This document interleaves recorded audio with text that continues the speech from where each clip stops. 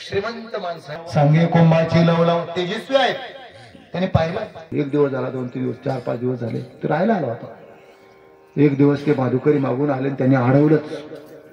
अशा तुपात बनवलेल्या 5 पोळ्या चपात्या, अशी सुंदर भाजी त्यांनी ताटात आणली. तुपात फुगलेल्या पोळ्या होत्या, नीट ऐका. आणि म्हटलं घ्या माझा कोरडं. एकाची पाळी असते तरी माहिती आहे सगळ्यांना, 20-25 जणांमध्ये 1 जणांनी जायचं, 20 जणांचं माधुकरी मागून आणायची आणि एकत्र करून गोड घ्या. काहीच बोलले नाही, स्थिर झाले, त्याला पाहत राहिलं. आणि मग त्यांनी काय केलं, त्या 5 पोळ्या फुगवलेल्या तुपाने त्यात श्रीमंत होता, गमेंड होती, काहीच बोलले नाही. मगर गणेश डुमरे, एकनाथ लोटे, शिवाजी लोटे, किसन बोरे, शिवाजी बाळाजी अंडे, नारायण वाळवंत, गणेश कुलवडे, अर्जुन शेटवाळकर, त्याचप्रमाणे रोहिदास गुंजाळ खांडगाव, त्याचप्रमाणे नवनाथ शेट वाळून, भगवान शेट गेनोबाव हांडे, बोरेगावचे माजी सरपंच आदरणीय संजय साबळे, शरद साबळे, गोरख साबळे, विठ्ठलराव काकड, राजेशजी वाजगे, दत्तात्रय नायकवाडी, काटे साहेब, सर्वांचं भारतीय कुटुंबियांच्या वतीने ऋण व्यक्त करतो. यानंतर कोटे गावच्या वतीनं आदरणीय राजू पाटील देशमुख यांना विनंती करतो. अगस्ती सहकारी साखर कारखान्याचे विद्यमान संचालक आदरणीय कैलासराव शेळगे यांना विनंती करतो, त्यांनी बाबांना आदरांजली व्हावी.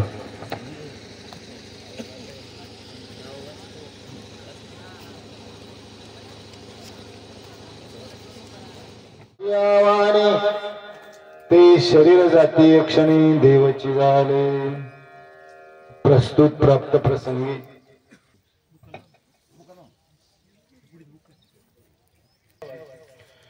पाटील बुवा रामजी बराते, वय वर्ष 92, परिपूर्ण सफल यथार्थ जीवन जे जगले, परिपूर्ण जीवन जगले. 16 होत असतो तो अंत्येष्टी संस्कारातील शेवटचा दिवस. यासाठी केला होता टास, शेवटचा दिस गोड व्हावा, आता निश्चिंतीने पावलो विसावा.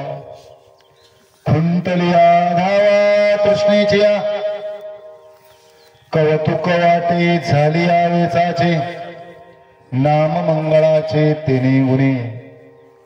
तुका म्हणे मुक्ती परिणली नवरी, आता दिवसचारी खेळी मिळे. असं सफल कृतार्थ परिपूर्ण जीवन जे जगले, परिपूर्ण यथार्थ जीवन जगले.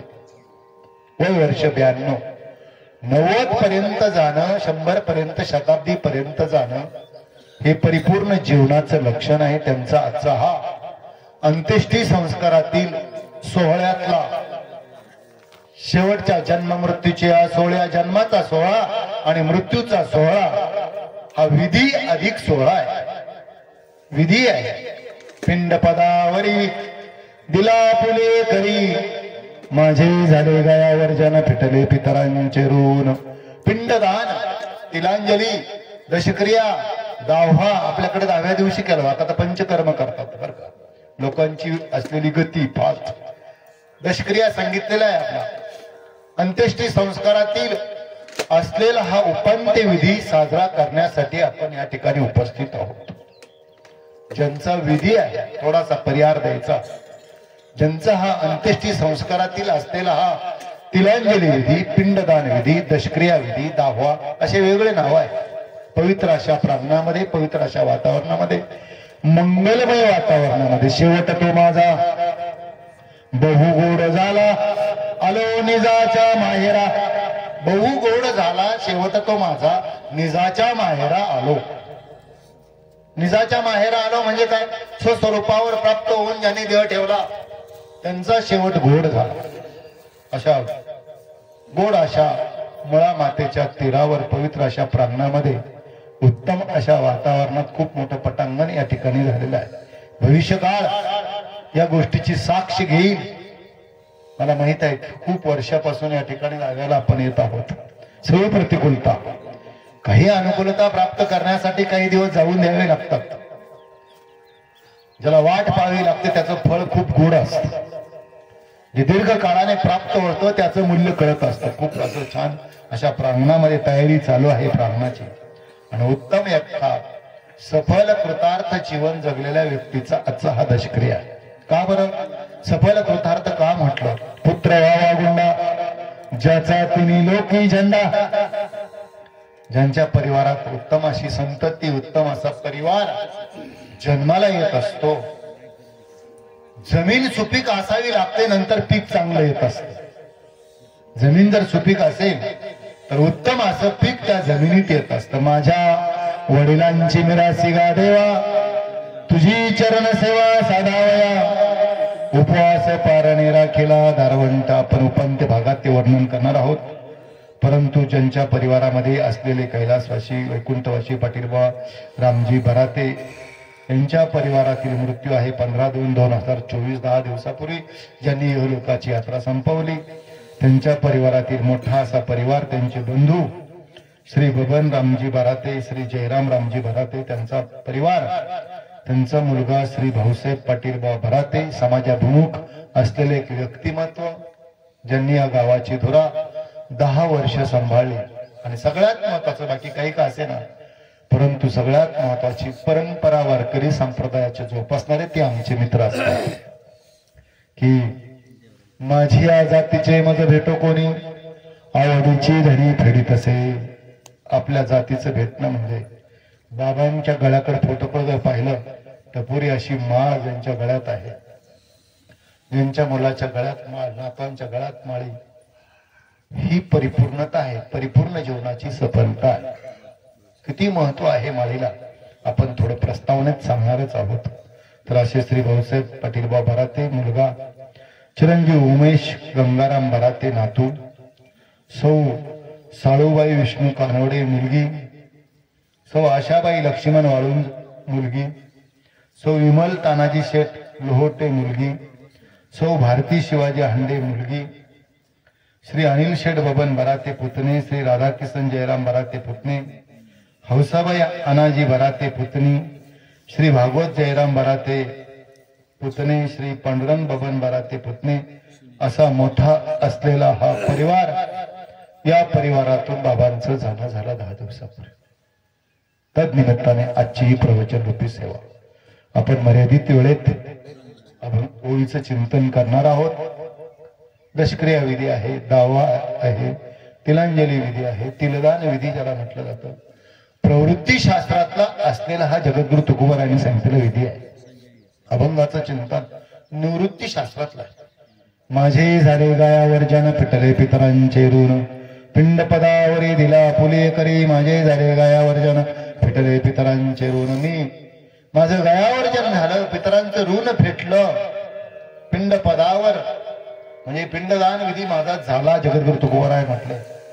पण हा निवृत्ती शास्त्रातला विधी सांगितला असता तर आपण या ठिकाणी शास्त्राने जे नियम सांगितलेले प्रवृत्ती शास्त्रातला, आपण प्रवृत्ती मार्गात आहोत, त्या प्रवृत्ती शास्त्रातला विधी करण्यासाठी या ठिकाणी आपण उपस्थित आहोत. पिंडदान विधी, तिलांजली विधी, ब्राह्मणांच्या मंत्राने तो विधी चालू आहे.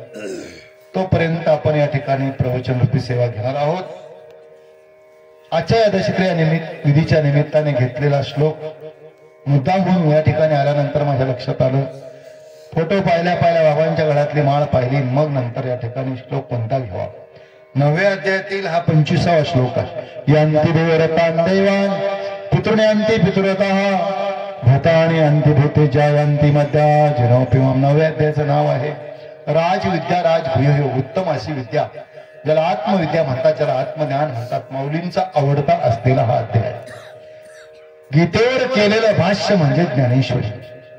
हे गीता नाम विख्यात सर्व वाङ्मयांचे मतित, आत्माजने हस्तगत रत्न होय. आत्मा आणि शरीर याचं विच्छेदन करणारं तत्वज्ञान म्हणजे गीताशास्त्र. आत्मा आणि शरीर याचं ऑपरेशन केलं गीतेने. आत्मयाचा भाव आत्मयाच्या ठाई, देहीचा धर्म देही, देहाचा धर्म देहाच्या ठिकाणी, आत्माचा भाव आत्म्याच्या ठिकाणी, अशी निवडानिवड करायला लावणारं शास्त्र म्हणजे गीताशास्त्र. आपण या ठिकाणी बसलेलो आहोत. कधीतरी विचार केला पाहिजे, निवडानिवड केली पाहिजे. कधीतरी विचारता निरसले, मग तत्वता तत्व उरले ज्ञानी आहे. या उपाधी माझी गुप्त, चैतन्य असे सर्वगत, ते तत्वज्ञ संत स्वीकारिते. आत्मा आणि शरीर आपण एका ओळीत सांगितलं, याचं विच्छेदन करणारं तत्वज्ञान म्हणजे गीताशास्त्र. काय फरक आहे आत्म्यात आणि शरीरामध्ये? आपण सगळेजण शरीरात आहोत, सगळ्यांची दृष्टी शरीरावर आहे. जोपर्यंत दृष्टी शरीरावर तोपर्यंत आपण मरते आहोत, मरणारे आहोत. आत्मा न मरणारा आहे. नैनम छिंदंती शस्त्राणी नैनम दती पावका पुढे बसा. न चैनम क्लदयंतोपे न शोषति मारुता वासांसि जीर्णानि यथा व्याय नवानि गृह्णाति नरोपराणि तथा शरीराणि व्याहाय जीर्णा नन्यानि सयाति नवानि देहि. कितीतरी ओव्या आहेत. अंतवंत इमे द्या नित्यसक्तो शरीरिना अंतवंत इमे द्या इमे द्या अंतवंत. हे सगळ्यांचे शरीर नाश पावणारे आहेत अर्जुना. आपले सगळे इथं अवतार. या लोकाचं नाव आहे मृत्यू लोक. काय नाव आहे? मृत्यू लोक. इथे शाश्वत गोष्ट असेल तर ती मृत्यू आहे. यक्ष आणि धर्मराजा यांचे महाभारतातले काही प्रश्न आहे. आपल्या सगळ्यांना थोडंसं निदर्शन करायचं आपण प्रस्तावनेत आहोत.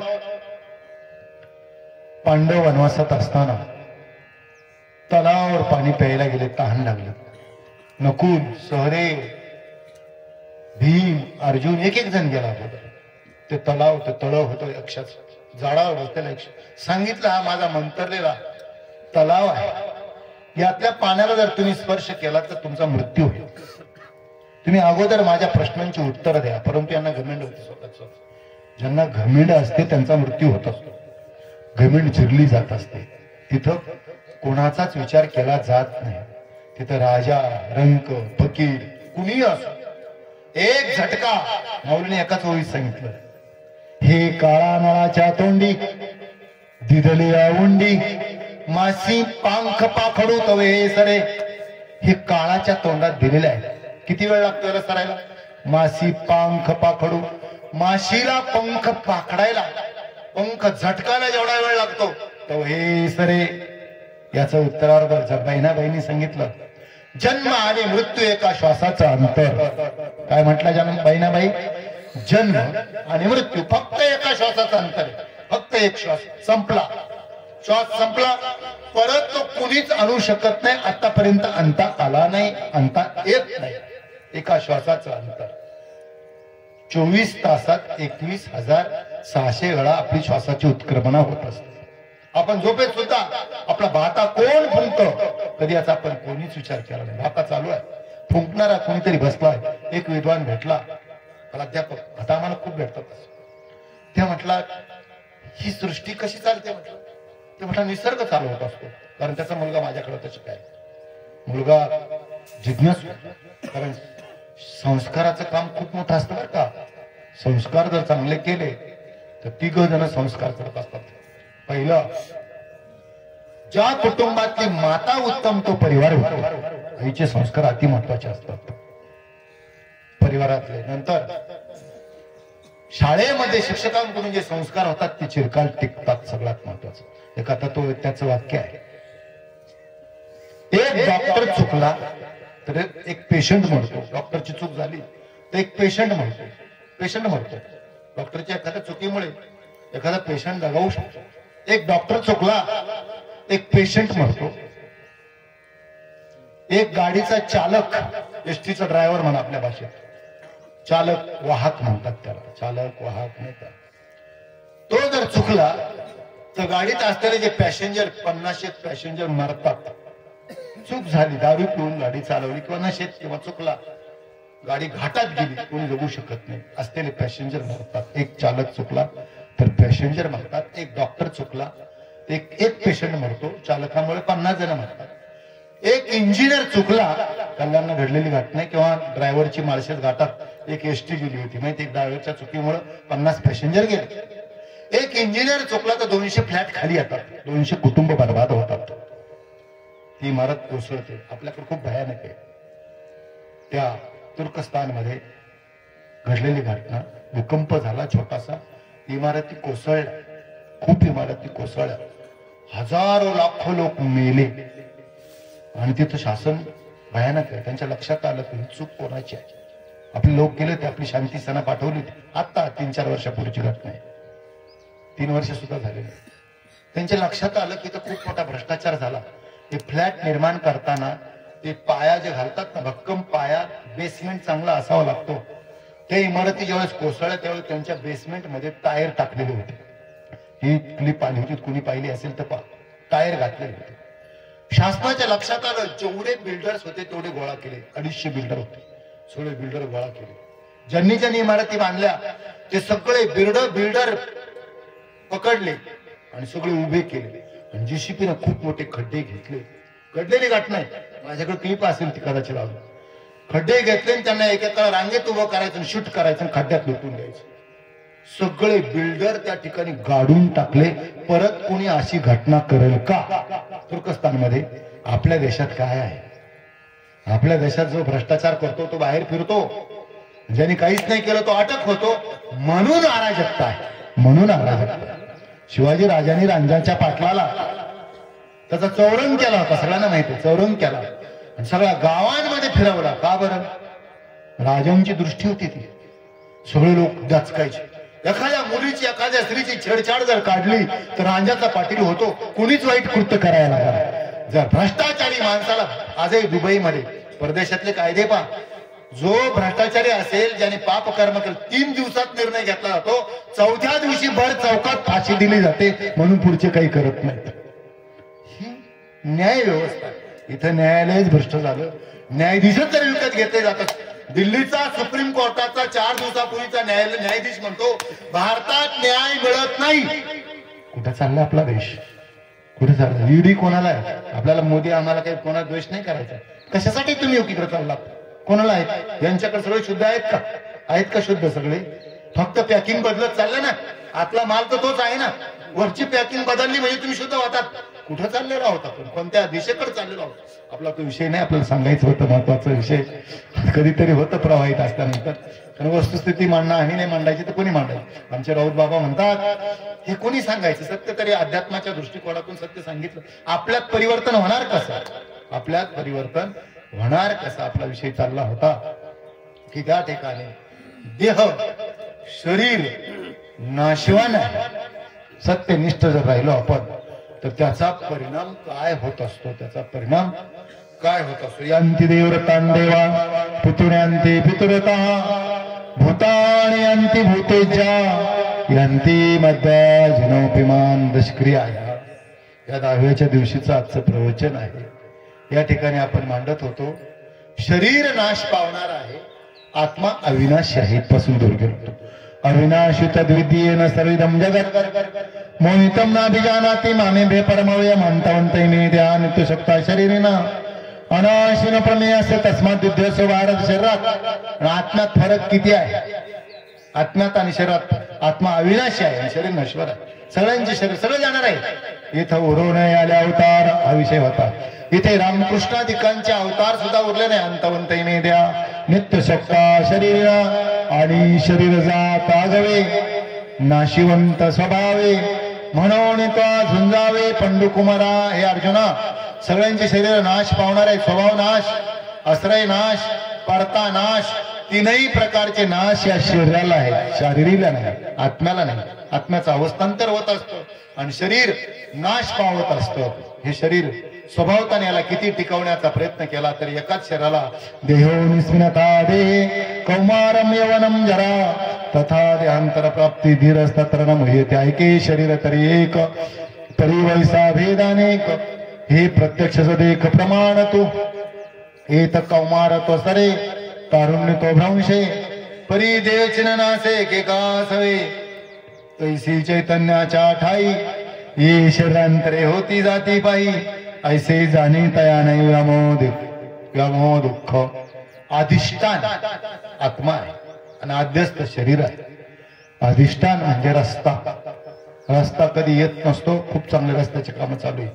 आता सध्या या शासन व्यवस्थेमध्येही वर्णन केलं पाहिजे. जे वंदनीय आहेत त्यांना वंदनच केलं पाहिजे. नितीन गडकरी नावाचं व्यक्तिमत्व वंदनीय आहे. जगामध्ये 2 नंबर लागतो आपल्या देशाच्या रस्त्याच्या बाबतीत. आता अमेरिकेच्या नंतर सर्च करा. जगामध्ये ज्या माणसाने लाखो करोडोचे रस्ते केले त्यांनी असं चॅलेंज केलं की मी कोणाकडून 1 रुपया कमिशन घेतलं असेल तर दाखवा. आता खालचं सोडून द्या बर का, खालचा भाग सोडा. आता सगळीकडेच आवाळ फाटलंय तर तिकडे द्यायचं कुठं कुठं बरं का. पण त्यांचे जे म्हणून चांगली माणसं, चांगलं ते पंतप्रधान पदाच्या अधिकाराचा माणूस आहे आपला महाराष्ट्राचा आहे, बरोबर वंदनीय आहे. चांगल्या माणसांचं वर्णन करणं ही वाणीचा विसावा आहे. माऊली म्हटलं वाणीचा विसावा ते जे तर साधू कथा ते तर माझ्या वाणीला विसावा आहे असं वर्णन केलं. आपला विषय चालला होता अधिष्ठान. रस्ता हे अधिष्ठान आहे. वाहन ही त्या रस्त्यावर येऊन जाऊन असतात ते अध्यस्त आहेत. वाहने गाड्या येत असतात, गाड्या जात असतात, रस्ता येत नसतो, रस्ता जात नसतो. शरीर होत असतात, जात असतात. आत्म्याचं अवस्थांतर कसं होत असतं, सूक्ष्मदेहाचं अवस्थांतर कसं होत असतं याचं सखोल चिंतन गीतेत केलेलं आहे. गीता म्हणजे वेदातलं सार आहे. वेदातलं सार काढलेलं श्रीमद भगवद्गीतेमध्ये. आत्मा आणि शरीर याचं विच्छेदन करणारं तत्वज्ञान म्हणजे गीताशास्त्र. काय सांगितलं गीतेत आज आपण हे वर्णन केलंच पाहिजे. ज्यांच्या गळ्यात पवित्र तुळशीची माळ आहे त्यांचा जन्म सफल झाला, त्यांचं जीवन सफल झालं. परिपूर्ण जीवन ज्यांनी जीवन जगले आपण वर्णन केलं. आपुल्या मायरा जाईन मी आता निरोपया संता हाती आला. तुका म्हणे एका मरणेची सरे उत्तमाची उरे कीर्ती मागे. मरणेची सरे कीर्ती उत्तमाची उरे. गेले दिगंबर ईश्वर विभूती राहिल्या त्या कीर्ती जगा माझी. आता मज जाणे झाले प्राणेश्वरा सवे माझी भावे अनुसरलो. ही अभंग रचना आहे. कशासाठी सांगितलं? मज जाणे झाले प्राणेश्वरा सवे माझी भावे अनुसरलो. माझ्या भावाने मी अनुसरलो, वागलो. आम्ही जातो आमच्या गावा, आमचा राम राम घ्यावा. पुढे काय आता तरी हाची उपदेश नका करू नाश आयुष्याचा. आपुल्या मायरा जाईन मी आता निरोपया संता हाती आला. सगळे प्रमाण आपण याच्यासाठी घेतलं. कशासाठी प्रमाण घेतले आपण? की ज्यांचा परिपूर्ण सफल यथार्थ महाराज पुढे या यथार्थ जीवन जे जगले, कृतार्थ जीवन जे जगले ते निजाच्या माहेरला गेले. निजाच्या माहेरला गेले. देहाची आगावा आलिया जन्म मृत्यूच्या सोळिया ना म्हणू नाही धनंजया जे आपली. नाही म्हणता येत नाही या ठिकाणी. हे धनंजया, हे अर्जुना, या ठिकाणी नाही म्हणता येत नाही. आपला एक मुद्दा सांगायचा आहे ओळीनुसार. जन्माचा सोहळा तर होतच झालेला आहे, झालेला आहे. असं बसा, आनंद वाटतो. तुम्ही पुढे तोंड करा असं बरं का. जन्माचा सोहळा तर झालेलाच आहे. कारण श्रोते येऊन नव्हे भक्ताची तर तुम्ही बोलविले आम्ही बोलेन. बोलिया रूपाचे रूप दावीन, इंद्रिया करवी भोगवीन. तींद्रिय ती किंवा माऊलींची कोवी आहे. सुगर्मी आणि उदारे, रसज्ञ आणि जेवणारे. माता भगिनींना माहिती सुगरण कोणाला म्हणतात. उत्कृष्ट जिला कळतं कुठं फोडणी द्यायची, कुठं मीठ टाकायचं, किती टाकायचं, हळद कुठं टाकायची. आता रेसिपी आली सगळी, सोडा तो भाग बर का. कुठं काय करायचं ती सुगरण म्हणतात. तुम्हाला दिल्या उद्यापासून सगळं अन्न माझ्या घरून माझ्याकडून न्यायचं. त्यांनी सांगितलं नाही महाराज साहेब मी नेऊ शकत नाही तुमच्याकडून. का नेऊ शकत नाही त्याचं कारण सांगा. त्यांनी सांगितलं साहेब जर मी कारण सांगितलं तर तुम्हाला खूप वाईट वाटत. नाही नाही म्हणे मी जाऊ देणार नाही. महात्मा होते, तुम्हाला सगळं नाव माहिती आहे. त्यांनी सांगितलं मी तुम्हाला सोडणार नाही, कारण सांगितल्याशिवाय मी सोडणार नाही. ते म्हटले सांगू कारण तुम्हाला? फारच तुमची इच्छा आहे, माझी इच्छा नाही सांगण्याची, पण तुमची इच्छा असेल तर सांगतो म्हटलं. घडलेली घटना बरं का, सत्य घटना, गप्पा नाही सांगत मी. चमत्कार को नमस्कार होत आहे. त्यांनी काहीच नाही सांगितलं. महात्मे हे सुकृत दर्शनी क्रिया करून दाखवत असतात. त्यांनी काहीच नाही केलं. त्यांनी टाकलेल्या झोळीमध्ये 5 पोळ्या 5 चपात्या काढल्या. ऐकू येते ना पाठीमाग? येत आहे. 5 त्या चपात्या काढल्या आणि काढल्यानंतर महाराजांनी त्याच्या डोळ्या देखत त्या चपात्या अशा हातात धरल्या आणि अशा पिळायला सुरुवात केली. तुपातल्या पोळ्या होत्या. त्या चपात्या कशातल्या होत्या? तुपातल्या होत्या. पिळत असताना टप टप टप त्या चपात्यांमधून रक्त गळत होत. सुकृत दर्शनी त्या गृहस्थाने पाहिलं, रक्त गळताना पाहिलं. घडलेली घटना आहे, सत्य. रक्त गळताना पाहिजे. सांगितलं बघ तुझ्या घरचं अन्न आम्ही का नेत नाही, तुझ्या घरचं का खात नाही, हे तू जे मिळवलेले आहे ना, हे सगळे ही साधन सामुग्री जी मिळवलेली आहे ती गरिबांच्या रक्तात आहे, म्हणून तुझ्या घरचं अन्न आम्ही नेत. कळाला अर्थ? पिळल्यानंतर त्यातून तूप गळालं नाही, काय गळालं नाही, काय गळालं? रक्त गळालं. म्हणून सांगितलं तुझ्या घरचं अन्न आम्ही नेऊ शकत, कुणाच्या घरी खाव, कुठे खाव, कुठं जाव, याला सुद्धा शास्त्राने काय सांगितलेलं आहे, नियम सांगितलेले. युक्तारविहारस्य युक्त चष्टस्य कर्मसु युक्त स्वप्न बोधस्य योग भवति धीमता. म्हणून आपण वर्णन करत होतो, जे माळकरी असतील त्याने ऐका नीट, जे वारकरी असतील त्याने ऐका. बाबा वारकरी होते, ते वर्णन केलंच पाहिजे, नाहीतर माझ्या वाणीला दोष लागेल. जे वर्णन यथार्थ वर्णन झालंच पाहिजे. काय महत्व असतं माळीचं सांगू का तुम्हाला, काय महत्व असतं? असं वाटतं ही तुळशीची माळ, त्या काळात आम्ही बारीक होतो पहिला, आमची एक गुरुजी, तुम्हाला सांगायचं राहून गेलो. एक आई चुकली, एक डॉक्टर चुकला, हे सांगत होतो आपण नाही का. एक पेशंट मरतो, इथपासून दूर गेलो होतो. एक चालक चुकला तर एक गाडीतले 50 पॅसेंजर मरतात. एक इंजिनियर चुकला तर 200 फ्लॅट खाली येतात. आणि एक शिक्षक चुकला तर एक पिढी बर्बाद होते. एक शिक्षक चुकला, एक पिढी बर्बाद होते.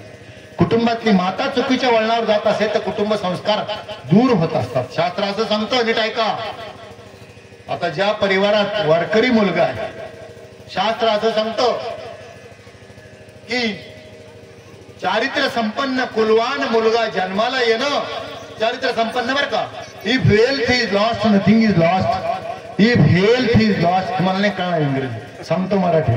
If health is lost nothing is lost. If health is lost something is lost. आणि if character is lost everything is lost. Action वरून कळालं असेल बरं का. संपत्ती गेली, काहीच गेलं नाही, परत मिळू शकतो. आजचा कोट्याधीश भिकारी जरी झाला तर परत होऊ शकतो, परत मिळवता येतं स्वतः मर्त्याने. संपत्ती गेली, काहीच गेलं नाही. हेल्थ म्हणजे आरोग्य गेलं, आरोग्य गेलं तर काहीतरी जातं, निम्म जात असतं बरं का. पण चारित्र्य संपलं तर सगळं जात असतं. बूंद से गई हौद से नाही आती बरं का. चारित्र्यहीन झालो तर सगळं जातं, काहीच येत नसतं. चारित्र्यता, शीलवानता, कुलवानता ही कोणाकडून प्राप्त होत असतं? आईचं पुण्य, आईचं सुकृत. कुलवान मुलगा जन्माला येणार आणि मूर्ख ऐका, कुलहरणी मुलगा जन्माला येणं आईचं पाप असतं. विद्वान मुलगा जन्माला येणं हे बापाचं पुण्य असावं लागतं. विद्वान मुलगा जन्माला येणं कोणाचं पुण्य असतं? शास्त्र सांगतो बापाचं पुण्य असतं. मूर्ख पोरग जन्माला येणं हे बापाचं पाप असतं. मूर्ख पोरग जन्माला येणं कोणाचं पाप असतं? बापाचं. शास्त्रात श्लोक आहे. आणि पुढे जाऊन ऐका, दानशूर मुलगा जन्माला येणं हे त्या वंशाचं, त्या कुळाचं पुण्य असतं. दानशूर पोरगा जन्माला येणं कुळाचं, आणि चिंगुड जन्माला येणं हे ते कुळाचं पाप असतं. खूप संपत्ती असते काही, पण पैसा सुटत नाही. त्याचं जेवण त्याच्या दाव्यालाच का मध्ये नाहीच पंक्ती. तो असा पोरगा जन्माला येणं हे ते कुळाचं पाप असतं. दानशूर जन्माला येणं कुळाचं पुण्य. अर्थ कळाला? विद्वान जन्माला येणं बापाचं पुण्य आणि शिलवान जन्माला येणं आईचं पुण्य असतं. या पुण्याईनं असे जन्माला येणं, वडिलांचं नाव पुसणारा मुलगा जन्माला यावा लागतो. अर्थ कळतो का? दोन प्रकारे नाव पुसतात. बापाचं नाव पुसणारा मुलगा जन्माला यावा लागतो. बऱ्याच वेळांचं ओळख कोणाकडे असते ना, अहो हे आमच्या या सरपंचीन बाईचे पती आहेत, ही ओळख चुक, अशी ओळख नसावी रे बर का. ही ओळख कर्तृत्वहीन पुरुषाची ओळख असते. आता ठीक आहे, आरक्षण आलं, जाऊ दे ते भाग सोडा. पण हे जर कर्तृत्व नसेल, बाईकडून जर पुरुषाची ओळख असेल तर तो पुरुषार्थ नाही बर का. तो पुरुषार्थ नाही. पत्नीची पुरुषार्थ, कोणत्याच पतीला असा पुरुष आवडत नाही. असा पुरुष, त्या पत्नीची ओळख त्या पुरुषाकडून असावी लागते. बापाची ओळख त्याच्या मुलाकडून असावी लागते. अहो हे कोणाचे पिताश्री आहेत? अमुक अमो यांचे वडील आहेत. अशी ओळख निर्माण करणारी संतती जन्माला घालावी लागते. अशी संतती निर्माण व्हावी लागते. मुलाकडून बापाची ओळख असावी लागते. पित्या बापाकडून नाही, हा कोणाचा पोरगा आहे अशी ओळख नसावी. बापाचं नाव बुजवणारा मुलगा असावा. असं कर्तृत्ववान मुलगा. पुत्र व्हावा गुंडा ज्याचा तिन्ही लोकी झंडा. गुंडा म्हणजे गुंड नाही बरं का, अभंगाची रचना काही अर्थ करून घेऊ नका. पुत्र व्हावा गुंडा ज्याचा तिन्ही लोकी झंडा. पुत्र हा कुलवान, शीलवान, कर्तृत्ववान व्हावा ज्याचा तिन्ही लोकात झंडा असावा. आणि माळकऱ्याचं महत्व समजा तुम्हाला, ओळीकडे यायचे आपल्याला बरं का. काय महत्व आहे? कल्याण मासिकात गोष्ट आली नाही, मी तर ऐकत चला. कधी कधी चिंतन आता दहाव्यात खूप वेदांत मांडता येत नाही म्हणून दृष्टांत द्यावे लागतात. कल्याण मासिकात एक कथा अशी आलेली की एक सत्वशील वारकरी, माळीचं महत्व सांगतो ऐका. वारकरी साधनेतून लहानपणापासून साधना करता करता त्याला दिव्य दृष्टी प्राप्त झाली. दिव्य दृष्टी कळते ना, चर्मचक्षूंची दृष्टी जाऊन दिव्य दृष्टी प्राप्त होणं. कावळ्याला दृष्टी आहे, एकाक्ष आहे कावळा, एक बुबुळ आहे त्याला. काकचेष्टा बक ध्यानम श्वान निद्रा तथैवच अल्प आरिग्र त्यागे विद्यार्थी पंचलक्षणम. तिथं कावळ्याचा दृष्टांत घेतला. विद्यार्थ्याची 5 लक्षणं सांगत असताना काकचेष्टा, चेष्टा म्हणजे काय माहितीये का? मराठीत चेष्टेला मस्करी म्हणतात. तोच शब्द 3 भाषेत 3 ठिकाणी वापरला होता. ऐका थोडं सांगतो. चेष्टा म्हणजे मस्करी, टिंगल टवाळी. मराठीत चेष्टा म्हणजे मस्करी. हिंदीत चेष्टा तोच शब्द असतो. वह पेड़ पे चढ़ने की चेष्टा कर रहा है, म्हणजे प्रयत्न. चेष्टा या शब्दाचा हिंदीत अर्थ काय होतो? कोशिश, प्रयत्न. मराठीत चेष्टा या शब्दाचा अर्थ काय होतो? मस्करी. तोच शब्द संस्कृत मध्ये वापरला होतो. काकचेष्टा, कावळ्याची चेष्टा म्हणजे दृष्टी. चेष्टा या शब्दाचा अर्थ नजर, दृष्टी. कळला अर्थ? शब्द तोच आहे 3 भाषेत. कारण आई आहे आपली मराठी, आपली आजी आहे संस्कृत, आणि मावशी आहे हिंदी, आणि सावत्र आहे इंग्रजी. बर का, सावत्र आहे. आजी कोण आहे? संस्कृत. सगळ्या जगाचं वाङ्मय संस्कृत भाषेपासून निर्माण झालं. संशोधकांनी या भाऊ या पुढे या बर का. संशोधकांनी खुर्ची घेता का? खुर्च्या आहेत, खुर्च्यावर बसा बसा बसा. पुढे या बर का. संशोधकांनी असा शोध लावला की 25,000 वर्षापूर्वी आपलं वेद वाङ्मय. पाश्चात्य लोकांचं संशोधन आपलं नाही. किती? जगातलं सगळ्यात पुरातन, सगळ्या जगाची निर्मिती, जगातले सगळे संशोधन वेदात तुम्ही पुढे आले असतात खूप चांगलं झालं असतं. आम्हाला बरं वाटतं ना बर का. खुर्च्या घ्या ना, खुर्च्या मांडा, बसा बसा बसा बसा. तर चला, चालणारच आहे आमचं बर का. वेदातले सूत्र सांगितले. कधीतरी वेदातले सूक्त सांगतात. वेद, उपनिषद उच्च कोटीचं वाङ्मय. आपण माळीचं महत्व सांगत होता, लक्ष द्यायचं बर का. उपनिषद वेद सांगणारे ग्रंथ, आत्म्याचं ज्ञान सांगणारे ग्रंथ आहेत, आत्मज्ञान सांगणारे ग्रंथ आहेत. वेदाने सूक्त सांगितलं. पुरातन वाङ्मय आपण महत्व सांगत होतो. दिव्य दृष्टी प्राप्त झाल्यानंतर काय होतं बर का. रमेश काका ऐका, आम्ही माळीचं महत्व सांगतो, तुम्ही माळकरी आहात बर का, म्हणून त्याचं महत्व सांगितलंच पाहिजे. फोटोतला वारकरी आहे, माळ दिसते म्हणून ते समय सुशक्तेनुसार बोललं पाहिजे. थोडं कल्ला दुसऱ्या ते निघाले बर का. आम्हाला म्हणलं माहित आहे, परंतु कधी कधी तुम्ही कशासाठी बोलतात हे आमच्या लक्षात येतं बर का. पण कधी कधी आल्यानंतर अवमान तर आपल्याकडे पाहुण्यांचं नाही झाला पाहिजे, हे तर कळालं पाहिजे ना. अतिथी देवो भव ही आपली संस्कृती आहे, म्हणून हे करावं लागतं बर का. निगेटिव्ह एकत्र केलं तर लाईट लागते. थोडं स्पार्किंग झालं तर काहीतरी निर्माण होत असतं. स्पार्किंगच झालं नाही तर काहीच निर्माण होणार नाही. स्पार्किंग सुद्धा झालं पाहिजे. धन आणि ऋण एकत्र येतं म्हणून लाईट लागते. मनाचा मतभेद असावा हा मनाचा जिवंतपणा आहे. पण पुढचं महात्म्याचं वाक्य ऐका, त्यात समेट घडून आणणं हा बुद्धीचा पोक्तपणा असतो. आम्हालाही स्तुती आवडत नाही कोणाची, कारण शास्त्र असं सांगतंय अनेकांची स्तुती आम्हा ब्रह्म हत्या, हे शास्त्र सांगतंय. परंतु पाहुणे आल्यानंतर प्रतिष्ठा समाजाने दिलेली आहे, त्यांचं तर थोडं किंचित कवानं का तस दिला पाहिजे, नाहीतर मग अतृप्त होतात. ज्याचं त्याचं खाद्य ज्याला त्याला जर नाही दिलं, वाघाचं खाद्य वाघाला नाही दिलं तर नरड फोडतो. मान्य आहे ना तुम्हाला? हे तर मान्य आहे ना, हे नियम आहे वाक्याचं. ज्याचं त्याचं खाद्य ज्याला त्याला दिलं पाहिजे. एवढं काही वाईट वाटून घ्यायचं नाही, कारण त्यात समेट घडून आणणं हा बुद्धीचा पोक्तपणा असतो. वादविवाद होणं, कळते ना भाषा, वादविवाद होणं, संघर्ष. कारण एका पक्षाची सगळे नसतात ना एका ठिकाणी. एका पक्षाची स्तुती केली तर दुसऱ्याला पोटात दुखतं, ही वस्तुस्थिती आहे. हेच सांगतो काय हो भाने आम्हाला, पण वरून आम्ही शास्त्र सांगतो बरं का.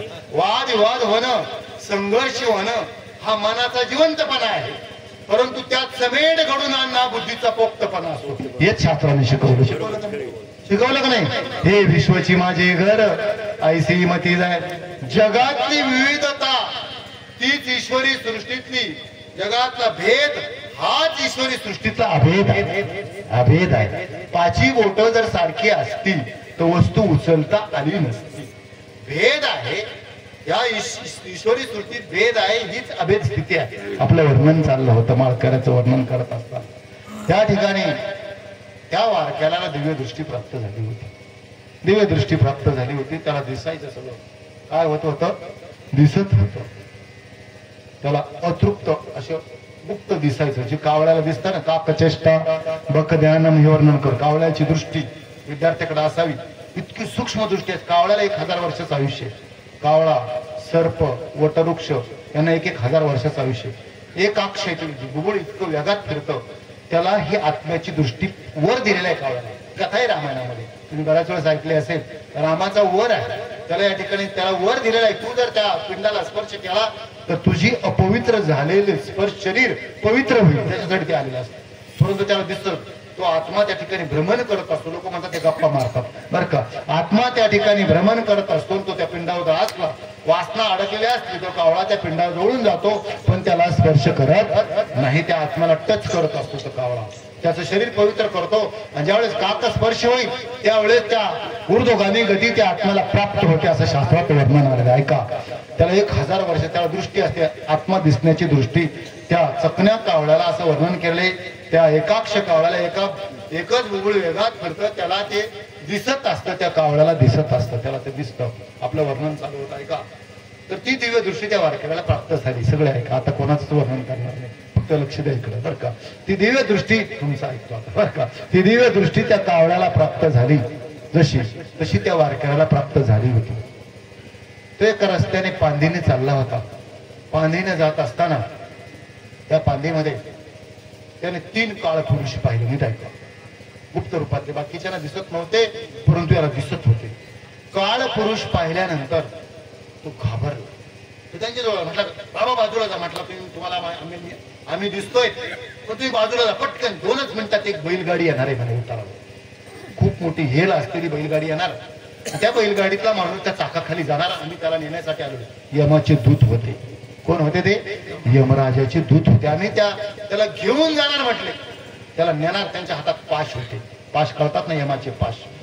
तर त्यांनी सांगितलं तुम्ही बाजूला. ते 2 मिनिटात बाजूला झाल्या घुंगरांचा आवाज आला उतारावरून. ती पांदीनं ती गाडी आहे, वेगात गाडी आली. हेल, जुन्या काळातला हेल माहिती आहे ना, ते हेल ही भाषा कळते, पेंड्या वगैरे त्याच्यावर बसलेला तो माणूस. अचानकपणे त्या ठिकाणी घुंगर माळा वाजवून त्या बैलाची शिवळ मोडली.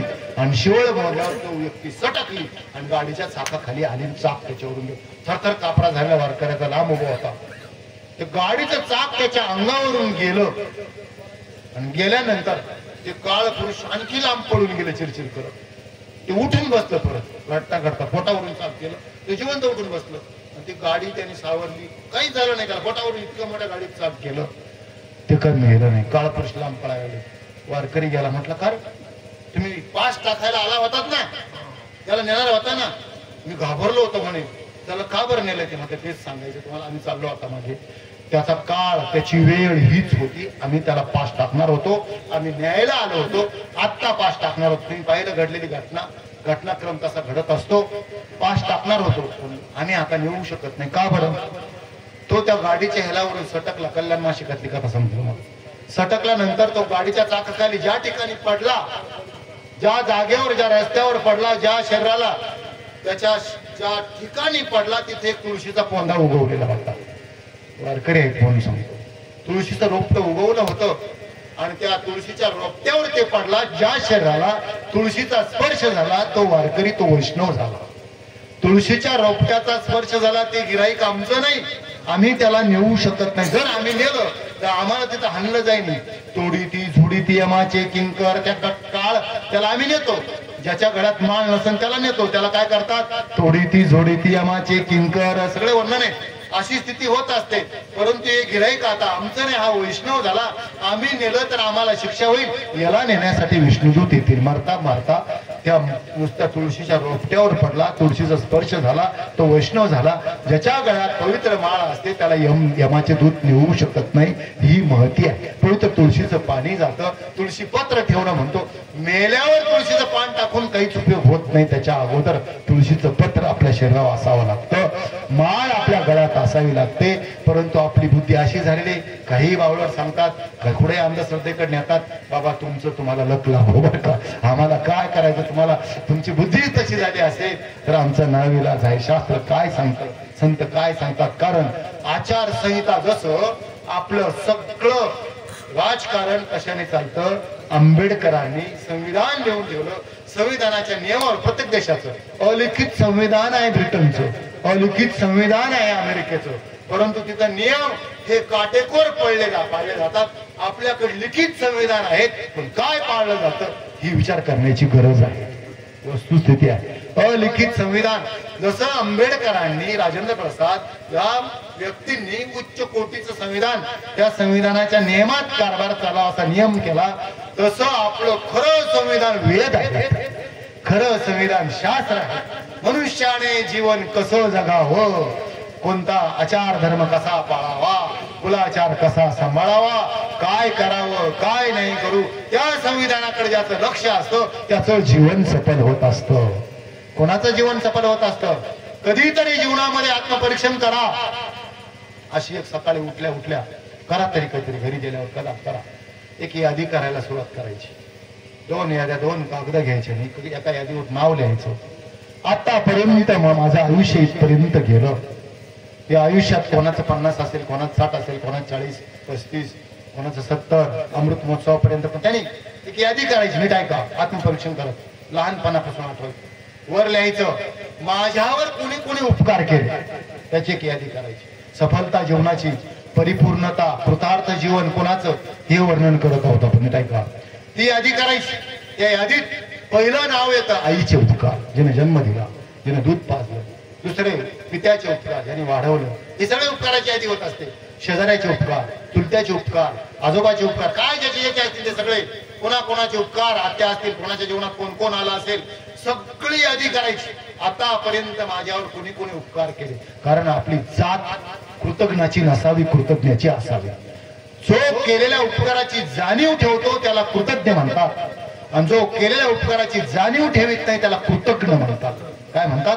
कृतज्ञ. आज कृतज्ञतेपेक्षा कृतज्ञांची संख्या जास्त आहे.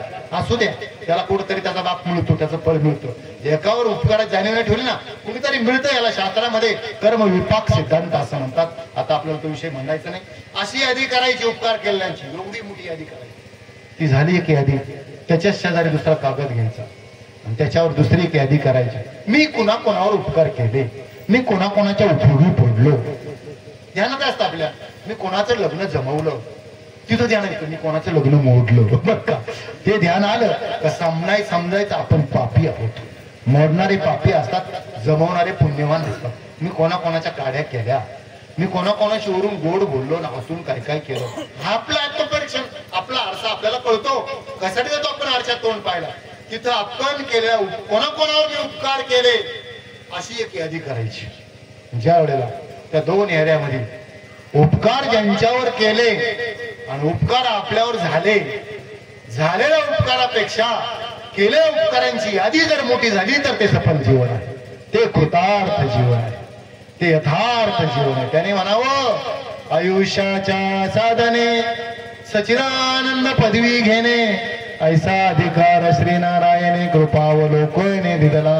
हे आयुष्य आपल्या हातात दिलेलं साधन आहे. आयुष्य म्हणजे काय? जन्म आणि मृत्यू या मधला काळ म्हणजे आयुष्य. आपण कसे जगलो, या काळात काय काय केलं, त्याच्यावर शेवटचा दिवस अवलंबून असतो. कीर्ती कोणची होते?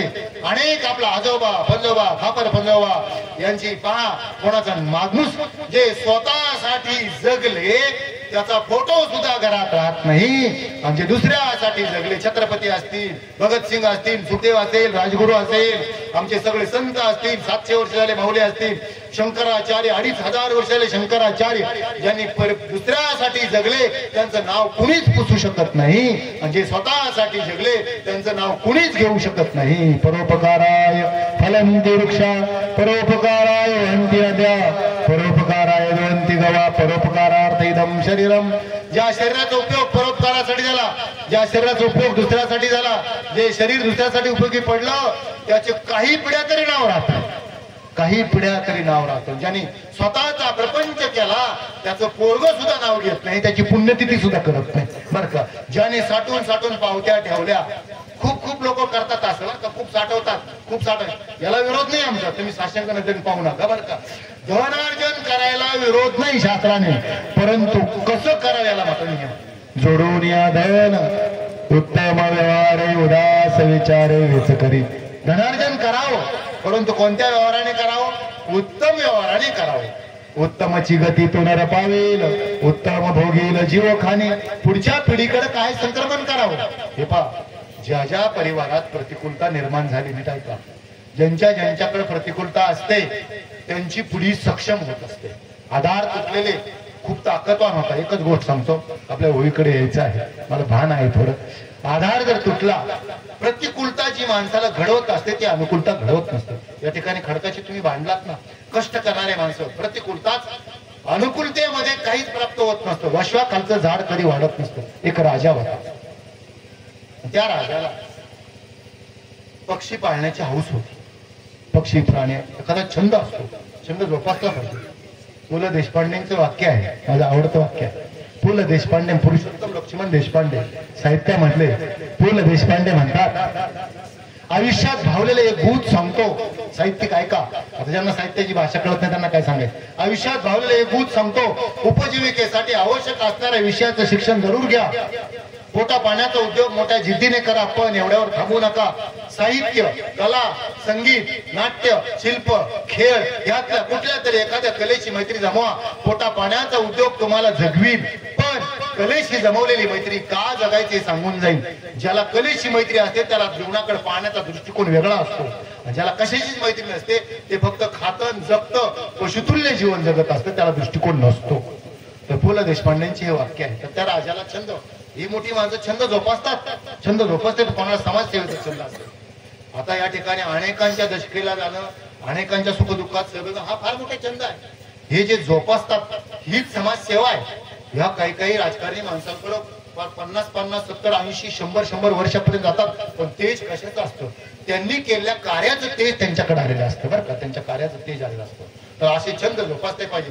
राजाने छंद होता, त्याने पक्षी पाळायचे, राजाने पक्षी पाळला.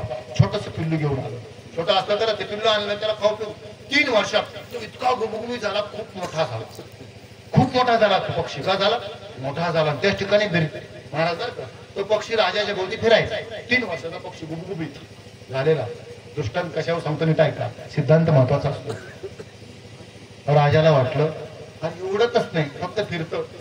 राजाने सगळी बोरवले शास्त्रज्ञ, MVSC, BVSC कळतं ना, व्हॅटरनरी डॉक्टर मास्टर असलेले, MVSC सगळे बोलवले. म्हटले हा पक्षी उडल असं काहीतरी करा, तो उडत नाही. तर डॉक्टरने त्याला इंजेक्शन दिलं. कुणी पंख उडून पाहिले, कुणी फेकून पाहिलं, टुचून पाहिलं, सगळं केलं, पण ते पंखच उडत नव्हतं. सगळे प्रयोग झाले, 15 दिवस प्रयोग झाले. डॉक्टरांनी निर्णय दिला, महाराज हा पक्षी उडू शकत नाही, कारण याचं बालपण संपलं.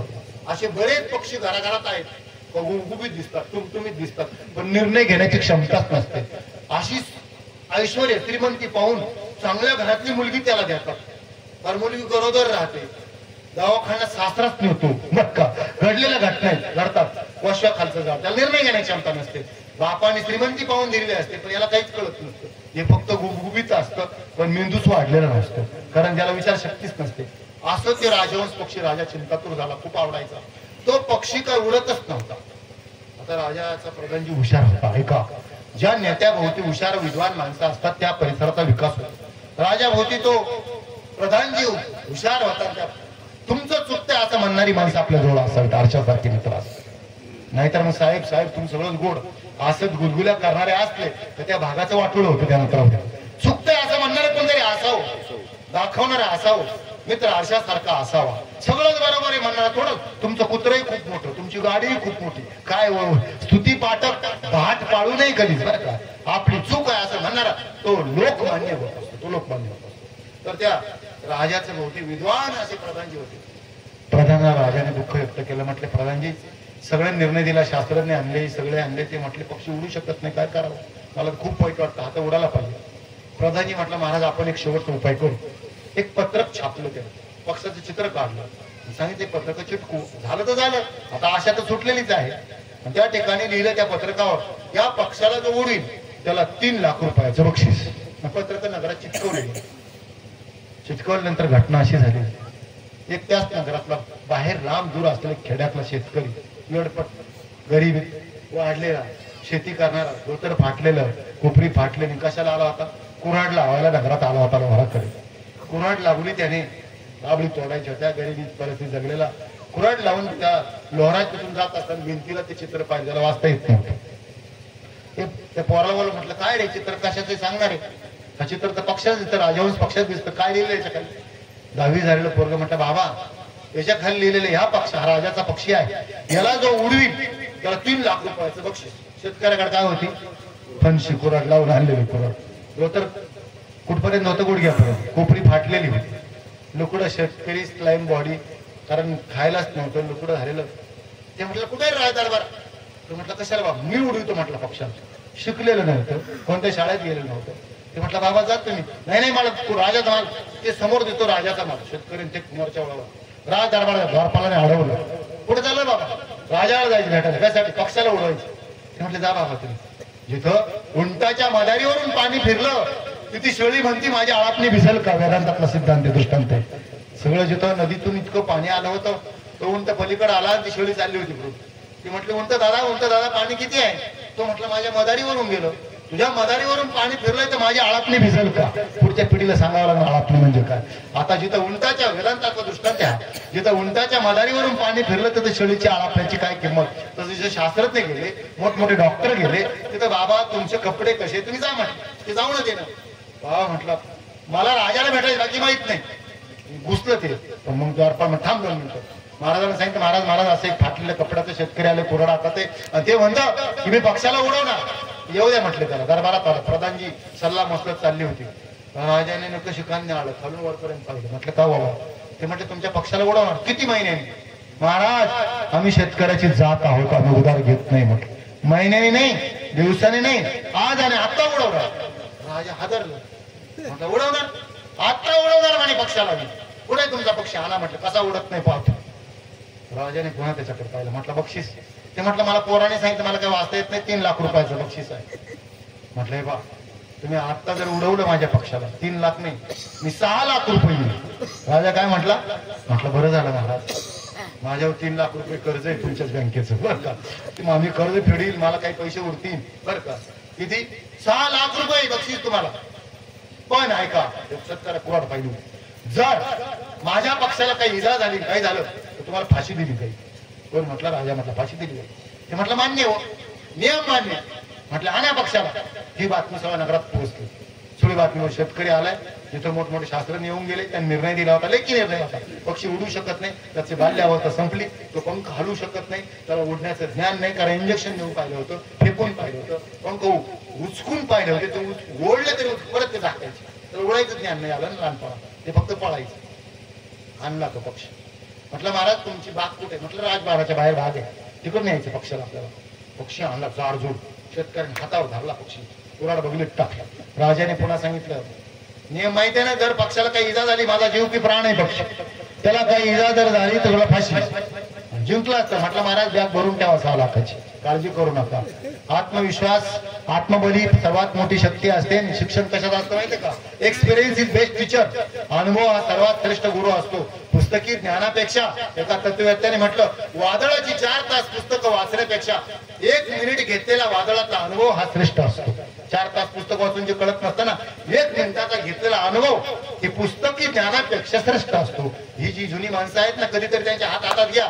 चालती बोलती विद्यापीठ आहेत त्यांच्याकडून जो अनुभव मिळतो ना पुढच्या पिढीकडे ते संक्रमण पुस्तकी ज्ञानातून होऊ शकत नाही सुरकुतलेले हातात घ्या विद्यापीठ आपल्याशी बोलायला सुरुवात करतात आणि त्यांची अनुभवाची शिदोरी आपल्या पुढे उघडत असतात म्हणून वृद्ध माणसांचं सानिध्य करायचं असतं ते तो परिवार भाग्यवान ते कुटुंब भाग्यवान ज्या परिवारात आजी आहे ज्या परिवारात आजोबा आहे ज्या नातवांना आजीच्या कुशीत झोपायला मिळतं ते भाग्यवान आहे आजीजवळ बसायला मिळतं आपोआप त्यांच्याकडे ज्ञानाचं संक्रमण आपोआप होतं आई वडिलांनी चिंता करायची काळजी नसते तर ऐका त्या ठिकाणी त्या शेतकऱ्याने तो पक्ष हातात धरला होता बाहेर आला बागेत सगळे 4-5 हजार लोक जमलेले बाजूनं शेतकऱ्याने ते उंच असं झाड बघितलं बागेतलं राजाच्या बागेतलं झाड पाहिलं त्या झाडाच्या जवळ गेला शेतकऱ्याने बघले ते कुऱ्हाड काढली त्या झाडाच्या खोडावर चिटकवली कुऱ्हाड स्लाईम बॉडी होती लोकडं असं शरीर होतं, हातात पक्षाला धरलं होतं. शेतकरी त्या खोडावर चढला, sir sir sir sir sir 60 फूट उंचीच्या फांदीवर शेतकरी गेला. वर मोठं झाड होतं. 60 फूट उंचीवर गेल्यानंतर आडवी छोटीशी फांदी गेली होती. त्या पक्षाला त्या फांदीवर ठेवलं. कुठे ठेवलं? आडव्या फांदीवर ठेवलं. माऊलींच्या खूप ओळ्या आहेत. मोकळ्या पायाचा चौडा अधिक गोवी. त्या पक्षाने नख्याने त्या फांदीला घट्ट आवळून धरलं. फांदीवर ठेवून आला. खाली आला शेतकरी. 60-50 फूट खाली आला. खोडात आला. ज्या फांदीवर उंच पक्षी ठेवला ठेवून आला, त्या पक्षाने पायाने घट्ट त्या फांदीला पकडून धरलं होतं. वायाची मान पिळी, काठी तांतू आवळी, मोकळ्या पायाचा चौडा अधिक गोवी. वर्णन आहे पण सिद्धांत वेगळा आहे बरं का. तर त्या ठिकाणी तो पक्षी त्या फांदीवर बसला. शेतकरी खोडात आला. सगळे लोक पाहत होते काय करतो. खोडात येऊन त्याने ती कुऱ्हाड काढली खोडातली. ज्या फांदीवर बसला ती फांदीवर घाव घालायला सुरुवात केली. फांदी तोडायला सुरुवात केली. साधा प्रयोग होता ना, कुठल्या पुस्तकात नव्हता, कुठल्या ग्रंथात नव्हता ना. BVSC MUSC डॉक्टरांना सापडलेला प्रयोग कोणाला सापडला नाही. सगळ्यांनी प्रयोग केले होते. टुचून पाहिलं होतं, पंख हलवून पाहिलं होतं, इंजेक्शन देऊन पाहिलं, प्रेरणा मिळाली, आतून इंजेक्शन देऊन पाहिलं होतं. तो पक्षी उडाला. शेतकऱ्याचा प्रयोग वेगळाच होता. शेतकऱ्याने ती फांदी तोडायला सुरुवात केली. घावटी घाव टाकत टाकत टाकत शेवटचा घाव टाकला. शेवटचा घाव टाकला. काढ काढ काढ काढ फांदी वाजली. फांदी निसटली. तुटली फांदी खोडापासून. 60 फूट उंचीवर निसटलेली फांदी पक्षाच्या पटकन लक्षात आलं. आता ही फांदी जमिनीवर कोसळणार. खाली दगड होते, कडक होता. फांदी कोसळणार, आपण फुटून मरणार. ज्यावेळेस मरण येत असतं ना, त्यावेळेस सगळ्यात प्रेरणा जागृत होता. पक्षाला आतून अशी प्रेरणा मिळाली. आतून असं आत्मबल जागृत झालं. गपकीने त्यांचे पंख उघडवले. अशी झेप घेतली आकाशात. गपकीने त्यांच्या नख्या सोडल्या. त्या फांदीला सोडलं. भुर्र कोणी तो पक्षी आकाशात उडाला. उंच भरारी घेतली. सगळ्यांनी जोरात टाळ्या वाजवल्या. शेतकऱ्याने 6 लाखाचं बक्षीस जिंकलं. कशासाठी सांगितलं आपण? दृष्टांत गंमत म्हणून नाही सांगितलं, घडलेली घटना सांगितली. ज्या वेळेस त्या पक्षाला समजलं की आपला आधार तुटला, त्याच वेळेस त्याला ती शक्ती तयार होत असते. ज्यावेळेस ज्या परिवारात ज्या मुलांना कळतं की आपला आधार तुटला, आपोआप ती पोहायला सुरुवात करतात, जगायला सुरुवात करतात. त्यांना ती शक्ती तयार होत असते. वशा खालच्याला तयार होत नसते. तसा पुढच्या पिढीकडे असं संक्रमण असावं तर त्यांना स्वतःचे निर्णय चुकतील, एकदा चुकतील, दोनदा चुकतील, स्वतःचे निर्णय घेण्याची क्षमता त्यांच्यामध्ये यावी लागते, प्राप्त व्हावी लागते. ज्यावेळेस स्वतःचे निर्णय घेण्याची क्षमता प्राप्त होत असते ना, त्याच वेळेस त्यांच्यात शक्ती येत असते. संक्रमण, सत्याचं संक्रमण. सत्यनिष्ठ राहणार का नाही? किती संकट येऊ द्या. वाक्य सांगतो, महात्म्याचे वाक्य आहे. संकट ही चांगल्या माणसावर येत असतात आणि संकट ही वाईट माणसावर येत असतात. वाईट माणसावर आलेलं संकट ही त्याची कर्माची शिक्षा असते. त्यांनी वाईट कर्म केले असतील ना, त्याचे ते फळ. त्या कर्माची शिक्षा म्हणजे वाईट माणसावर आलेलं संकट असतं. आणि चांगल्या माणसावर आलेलं संकट ही त्याची परीक्षा. काय असते? परीक्षा. वाईट माणूस त्या संकटात गलित गात्र होतो, संपून जातो. चांगला माणूस ती परीक्षा देऊन उजळून निघतो. सोन्याला मुशीत जावं लागतं, अग्नीत जावं लागतं सिद्ध करण्यासाठी. हिऱ्याला ऐरणीवर जावं लागतं सिद्ध होण्यासाठी. तसं चांगल्या माणसांना कसच लावावा लागतो, प्रसंगातूनच जावं लागतं.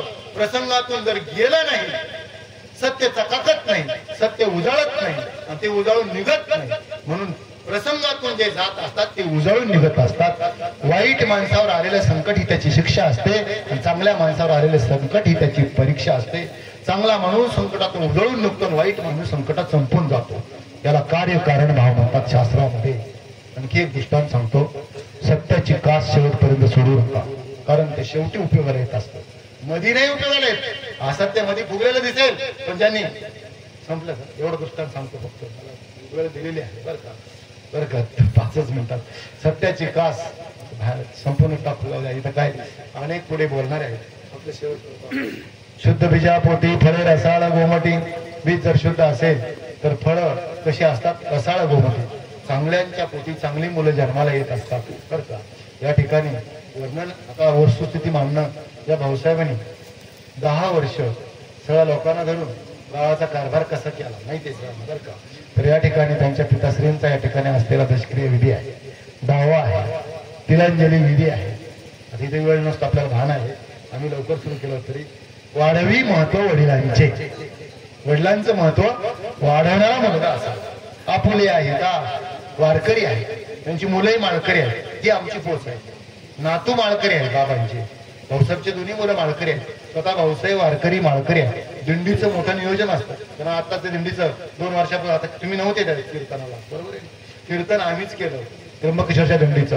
ह्या गोष्टी त्याच्यात रमणं ही गोष्ट ती आनंदाने प्राप्त व्हावी लागते, आनंदाने त्याच्यात सहभागी व्हावं लागतं. कारण किती 0 लिहा आणि गणिती भाषेत म्हणतो 0 लाख किती लांब लिहित चालला, इज इक्वल टू 0, त्याच्या पुढे फक्त 1 ठेवा, त्या शून्याची किंमत वाढते. 1 हे आपलं आध्यात्मिक जीवन आहे, तेवढं वजा करा किती मोठे असा, इज इक्वल टू 0, बरं का, इज इक्वल टू 0 होत असतं. तसं तुमच्या जीवनाला आध्यात्मिक जीवनाचं स्थान जर असलं, कुठंतरी तुम्हाला वारकरी संप्रदायाचा कुठेतरी वसा जर असेल, तर ते परिपूर्ण, ते सफल, ते यथार्थ जीवन असतं. असं बाबा साधेपणे सांगितलं. त्यांनी प्रपंच नाही केला, मी केला, परंतु साध्या बळात हरिपदप्राप्ती, भोळ्या भाविकांची, अभिमानियांची गर्भवास, जी सरळ माणसं असतात, सत्यनिष्ठ माणसं असतात, भोळी माणसं असतात, त्यांचा प्रपंच त्यांनी जरी नाही केला तो देवाला करावा लागतो, आपोआप होत असतो, देवाकडून होत असतो. म्हणून आपोआप चांगल्या मार्गाने संपत्ती येणं, चांगल्या मार्गाने या गोष्टी येणं हे आपोआप येत नसतं. शेवटची कविता टाकतो फक्त, माझी आवडती कविता गदी माडगुळकरांची, बरं का. जे न देखे रवी ते देखे कवी. गदी मा म्हणजे ज्यांनी रामायणातले 24,000 श्लोक आहेत तसे प्राकृत भाषेत आणले. जुन्या काळातल्या 11वी वाल्यांना तुम्हाला कदाचित ती कविता असेल. पराधीन आहे जगती पुत्र मानवाचा, खूप गोड काव्य आहे. जे न देखे रवी ते देखे कवी. जे सूर्य पाहू शकत नाही तिथं कवी मन गेलेलं असं. दैवजात दुःखे भरता दोषणा कुणाचा, पराधीन आहे जगती पुत्र मानवाचा. आपण पराधीन आहोत, सगळे पराधीन आहे. दैवजात दुःखे भरता, हे दैवजात दुःख असतं, कुणाचाच दोष नसतो. आपल्या आपल्या प्रारब्धाला आपलं जे केलेलं असतं ते भोगावं लागतं. एवढीच कविता सांगतो. दैवजात दुःखे भरता दोषणा कुणाचा, पराधीन आहे जगती पुत्र मानवाचा. मराठी आहे, अर्थ कळून घ्या. माय कैकैना दोषी नोहे दोषी तात. सगळं शास्त्र कैकेला दोष देतो. स्वतः भरत आणि राम यांचा चित्रकूट पर्वताचा संवाद. भरत भेट हे प्रकरण आहे. राम म्हणतात माय कैकैना दोषी नोहे दोषी तात. तात म्हणजे वडील, पिताश्री वचन दिलं, त्यांचा काय दोष आहे. नोहे दोषी तात, राज्य त्याग कानन यात्रा सर्व कर्म जात. राज्याचा त्याग वनवास हे कर्म, राज्य त्याग कानन यात्रा सर्व कर्म जात.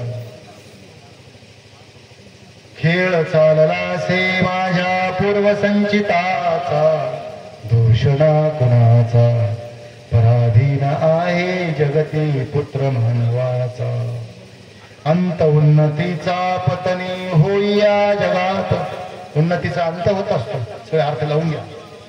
सर्व संग्रहाचा, सर्व संग्रह जर केलेला असतो, सर्व संग्रहाचा वत्सा नाश हाच अंत. संग्रह असतो ते आपल्याला सोडून जाणार किंवा आपण त्याला सोडून जाणार. योगार्थ मिलन होते नेम हा जगाचा, दूषणा कुणाचा, पराधीन आहे जगती पुत्र मानवाचा. जीवासवे जन्मे मृत्यू जोड जन्मजात. हा जोड आहे, जन्माचा आणि मृत्यूचा जोड जन्मजात. दिसे भासतो ते सारे विश्वनाशिवंत, काय शोक करीसी वेड्या स्वप्नीच्या फळांचा, दोषणा कुणाचा, पराधीन आहे जगती पुत्र मानवाचा. तात स्वर्गवासी झाले बंधू ये वनात, आतर्क न झाले काही जरी अकस्मात. मरण कल्पनेशी थांबे तर्क जाण त्यांचा, दोषणा कुणाचा, पराधीन आहे जगती पुत्र मानवाचा. जरा मरण यातून सुटला कोण प्राणी जात, दुःख मुक्त जगला कारे कुणी जीवनात. वर्धमान ते चाले मार्ग रे क्षयाचा, दोषणा कुणाचा, पराधीन आहे जगती पुत्र मानवाचा. दोन ओंडक्याची होते सागरात भेट एक लाट तोडी दोघा पुन्हा नाही गाठ क्षणिक तेवी आहे बाळा हा मेळ मानसांचा दोषणा कुणाचा पराधीन आहे जगती पुत्र मानवाचा उपदेश केला आहे ठिकाणी नको सुधाळू आता पुसलोचनास तुझा आणि माझा आहे वेगळा त्रास अयोध्येत हो तू राजा रंकमी वणीचा दोषणा कुणाचा पराधीन आहे जगती पुत्र मानवाचा संपल्या विनही वर्ष दशकरी 4 अयोध्येस नाही येणे सत्य हे त्रिवार तूच एक स्वामी आता राज्य संपदेचा दोषणा कुणाचा पराधीन आहे जगती पुत्र मानवाचा गोड आहे हे काव्य गोड असतात आता किती सांगावं म्हणे वाचा करणी जयंची भजने देवाची आवाहनी ते शरीर जाती क्षणी देवाची झाली होती मनाने वाणीने कृतीने शारीरिक मानसिक वाचिक ज्यांनी देवासाठी भजन केलं ते शरीर जाती क्षणी देवाची झाले म्हणे वाचा करणी जयांची भजने लोकांची आवाहनी ते शरीर जाती क्षणी लोकांची झाले आपल्या मनाचे बरं का देवाच्या साठी ज्यांनी समर्पित केलं शरीर ते शरीर जाती क्षणी देवच झाले असे परिपूर्ण यथार्थ सफल जीवन जगलेले बाबा त्यांच्या जीवनाबद्दल आपण दृष्टिक्षेप टाकण्याचा प्रयत्न केला या ठिकाणी अनेक मान्यवर आहेत आता कोणाचंही नाव न घेता काही श्रद्धांजली होतील वेळ आपल्याला द्यायचा आहे परिपूर्ण भाऊसाहेबच्या जीवनातलं पितृक्षेत्र हरपलं अतिशय समाजाभिमुख असलेलं एक व्यक्तिमत्व वर्णन केलं आपण वाढवी महत्व वडिलांचे कुळी कन्या पुत्र होती जे सात्विक तयाचा हरिक वाटे देवा गीता भागवत करीती श्रवण अखंड चिंतन विठोबाचे तुका म्हणे मज घडो त्यांची सेवा तरी माझ्या दैवा पार नाही आपुल्या हिता जो असे सांगता धन्य माता पिता तयाच्या त्यांच्या माता पित्यांना धन्यता देऊन त्या पिताश्रीच्या चरणी नतमस्तक होतो भावपूर्ण आदरांजली व्यक्त करतो या ठिकाणी बोलण्याच्या भागात काही चुकलं असेल बरं का तर क्षमा मागतो सहकारी कारखान्याचे विद्यमान चेअरमन आदरणीय सीतारामजी गायकर साहेब त्याचप्रमाणे जिल्हा परिषद सदस्य त्याचप्रमाणे अगस्ती सहकारी साखर कारखान्याच्या व्हाईस चेअरमन आदरणीय सुनीताताई भांगरे त्याचप्रमाणे विक्रम शेठ नवले आदरणीय डी बी फाफाळे सर त्याचप्रमाणे जिल्हा परिषद सदस्य आदरणीय रमेश काका देशमुख त्याचप्रमाणे आदरणीय राजू पाटील देशमुख हरिभक्तपरायण रामनाथ महाराज जाधव त्याचप्रमाणे हरिभक्तपरायण विश्वनाथ महाराज शेटे त्याचप्रमाणे पोखरकर साहेब उल्हास साहेब अर्जुन शेट गावडे त्याचप्रमाणे भाऊ पाटील नवले कैलासराव शेळके पाटील असे बरेचसे मान्यवर या ठिकाणी उपस्थित आहेत सर्वांचे या ठिकाणी भराते परिवाराच्या वतीने या ठिकाणी ऋण व्यक्त करतो ओतूर मधून अर्जुन शेट वायकर आदरणीय अन्सार शेट त्याचप्रमाणे रावजी भिकाजी वायकर ॲडव्होकेट कापकर वकील त्याचप्रमाणे कचरू पाटील शेट्टे आप्पासाहेब बावारी आनंदराव वागचौरे पर्वतांना नाईकवाडी त्याचप्रमाणे रोहिदास जाधव गिरजाजी बुवा त्याचप्रमाणे शांताराम धुमाळ वसंतराव धुमाळ मारुती शेठ भिंगारे संभाजी शेठ भिंगारे प्रकाशराव नायकवाडी प्रकाश मालुणकर बाळासाहेब ताजने भरतशेठ मोरतडक रविशेठ चोथवे गुलाबशेठ शेवाळे सर्वांचं या ठिकाणी भराते पाटील परिवाराच्या वतीनं ऋण व्यक्त करतो यानंतर लिंगदेव गावच्या वतीनं आदरणीय माजी प्राचार्य डी बी फाफाळे सर यांना विनंती करतो की त्यांनी बाबांना आदरांजली व्हावी परिवार हे एक आदर्श परिवार खूप कष्टानं अतिशय चांगलं असं आपलं कुटुंब ह्या सगळ्या मंडळींनी घडवलं 4 भाऊ त्यांची सर्व मुलं अतिशय सुसंस्कृत असा परिवार भराते परिवार त्यातले आमचे अनाजी पाटील नाही घेत आणि आज पाटील दादा यांचं सुद्धा दसक्रिया विधी आहे आणि म्हणून या 4ही भावांची मुलं अनिल असेल राधाकिशन असेल अतिशय चांगल्या वेगवेगळ्या व्यवसायामध्ये हे सगळी मुलं काम करतायत आणि आज सगळं कुटुंब अतिशय स्थिर सावर आणि आपल्या शेतीवर असं भक्कम असं कुटुंब हे उभं आहे भाऊसाहेब त्यांचे थोरले चिरंजीव भाऊसाहेब बराते आमच्याबरोबर सार्वजनिक जीवनामध्ये काम करीत असताना त्यांच्या व्यवसायामध्ये सुद्धा व्यापारी व्यवसाय असेल अनेक उद्योगांमध्ये फार चांगलं काम भाऊसाहेब करतायत. त्यांचे बंधू अनिल असेल तेही करतायत, राधाकिशन ते व्यवसाय करतायत आणि म्हणून सगळी मंडळी कुटुंबातली व्यवसायामध्ये स्थिर सावर झालेली. खूप कष्ट ह्या जुन्या मंडळींनी पाटीलभाऊ असतील, त्यांचे सर्व बंधू असतील, त्या सगळ्याच कुटुंबांना खूप कष्टानं हा परिवार उभा केला. आणि म्हणून खरं म्हणजे आपलं छत्र हरपल्यानंतर ते दुःख फार मोठं असतं. आणि म्हणून पाटीलभाऊ दादा जाण्याचं दुःख बराते परिवाराला आहे. आणि माझ्या परिवाराच्या वतीनं अहमदनगर जिल्हा सहकारी बँक अगस्ती कारखान्याच्या सर्व सभासदांच्या वतीनं मी पाटीलभाऊ दादांना भावपूर्ण श्रद्धांजली अर्पण करतो आणि थांबतो. जय हिंद. रामजी बराते यांच्या दशक्रिया विधीनिमित्त उपस्थित सर्व आप्तेष्ट, त्यांचे नातेवाईक, सर्व मित्रपरिवार, ज्यांचं सुश्राव्य असं प्रवचन रूपी सेवा या ठिकाणी झाली ते हरिभक्त परायण वेदांताचार्य आचार्य अरुण महाराज फरगडे त्यांचं मी बराते परिवाराच्या वतीने आणि या ठिकाणी ऋण व्यक्त करतो. सर्वच वाक्यांनी पाटील बाबांबद्दल या ठिकाणी त्यांचा जीवनपट या ठिकाणी सांगितलेला आहे.